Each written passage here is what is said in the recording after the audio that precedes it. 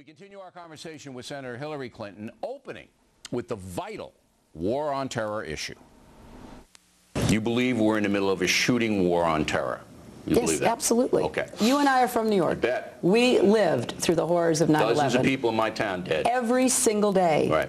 I or my office is doing something to help somebody who is suffering, who was a victim. So you're buying into the war on terror.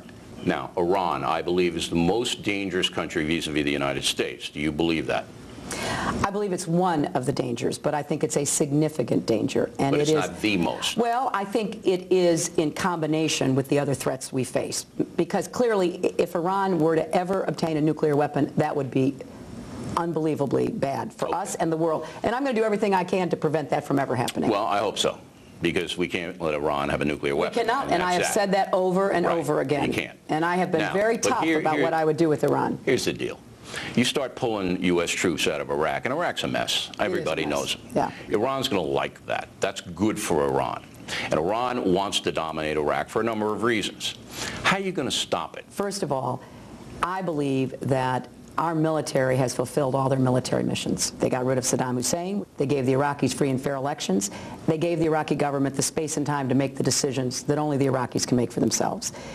There is no military solution to what we face in Iraq, which is unprecedented. It is dangerous. It is unstable.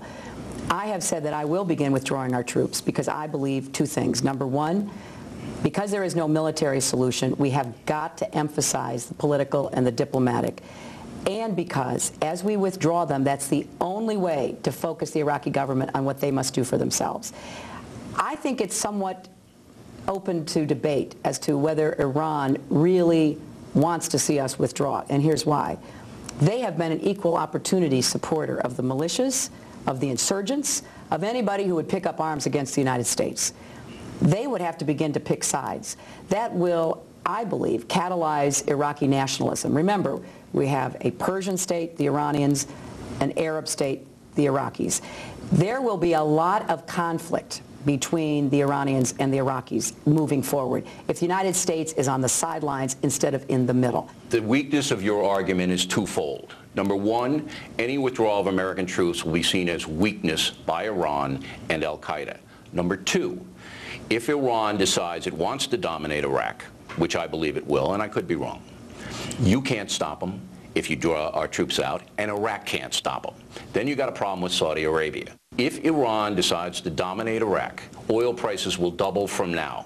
So you're looking at $7, $8 a gallon for Americans. Okay, that's what's going to happen. The speculators will drive them up. Well, the speculators are driving them up now. Right. But here's the fallacy in your argument. You're acting as though there is only one choice to deal with the I'm just telling potential you what unintended consequences of your withdrawal could be catastrophic. Well, can I say that we know for a fact that our remaining in Iraq undermines our capacity to deal with all of our other problems.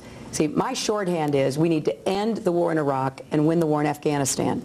I still believe that is the principal threat. Let's go to Afghanistan. There is a network that is still in place. It has gotten stronger. Let's go to Afghanistan. I was there in November, and I'm going to give you a quiz question. Don't answer it if you don't want to. It's not fair, really, but I'm going to do it because I think it's interesting. Do you know where the primary haven is for the Taliban right now? It's in Pakistan. Where? Well, it's along the border, and there are a couple of different places. It's not just one place, you know. But there's a command and control. Do you know where it is? So where do you say it is? It's in Quetta. Okay, that's where it is. But that's not the only place. No, but it's command and control. The Pakistani government, and even under Musharraf, knew that. Now, Quetta's not up in the mountains. You can go and drive right through it tomorrow. The Pakistani government knows it, allows the Taliban openly to operate out of Quetta, to go across the border, to kill our guys and other NATO forces, and to come back. How are you going to solve it? Well, first of all, Bill, I think there may be a concentration of Taliban. That's the leadership. But because they are primarily Pashtuns, they are all through that area. You know, I'm talking the big guys. No, well, the big guys move. Let's just take it from this perspective. If you had more troops committed so that we could prevent the infiltration and their being able to carry out their missions inside Afghanistan, if we were able to make a stronger case to the newly elected government in Pakistan that their livelihood and lives depended upon us working together to take out al-Qaeda and the Taliban. We didn't make that argument. We supported Musharraf through thick and through thin. I've met with Musharraf over and over again. He said all the right things, you just never got the follow-through. We should have been supporting the pro-democracy movement. They just had an election where the Islamist parties lost. Why? Because the Pakistani people do not want to have this creeping terrorism and I agree extremism. with you that Afghanistan is a very vital. I think Iran is more dangerous, but I agree. And I agree that NATO has got to step up, and I hope the next president can make that happen, and all of that.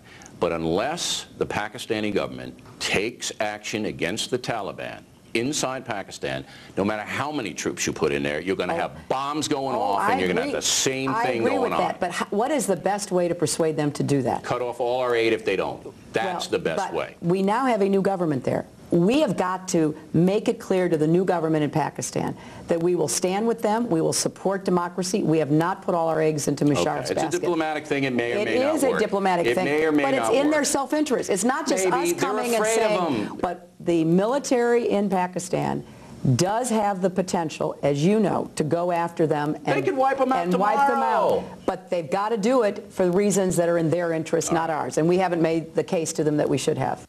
All right, in a moment, I asked Senator Clinton why she's against waterboarding when it might have saved thousands of lives, and the intense criminal, illegal alien problem here in the USA.